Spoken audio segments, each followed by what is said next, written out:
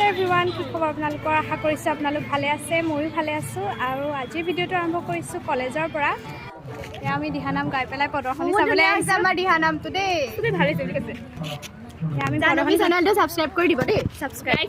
সব কৰিব thank U আজি হৈছে আমাৰ THB কলেজৰ হীৰক জয়ন্তী সমাৰোহৰ দ্বিতীয় দিন ইয়া চাওকচোন প্ৰদৰ্শনীৰ ব্যৱস্থা কৰিছে প্ৰদৰ্শনীত আছে বিভিন্ন ধৰণৰ কিতাপ বিভিন্ন অৱস্থাত থকা শ্ৰীকৃষ্ণৰ প্ৰতিমূৰ্তি কাঠ বাঁহৰে নিৰ্মিত বিভিন্ন ধৰণৰ সামগ্ৰী কাপোৰ বেগ কাণফুলি বিভিন্ন ধৰণৰ সজোৱা বস্তু আৰু লগতে সায়েন্সৰ বিভিন্ন ধৰণৰ বস্তুসমূহ প্ৰদৰ্শন কৰা হৈছে আমি প্ৰদৰ্শনীসমূহ চালো আৰু ইয়া চাই আহি পেলাই সভাত বহিলোহি কিয়নো আজি অসমৰ মাননীয় শিক্ষামন্ত্ৰী ডাঙৰীয়া আহিব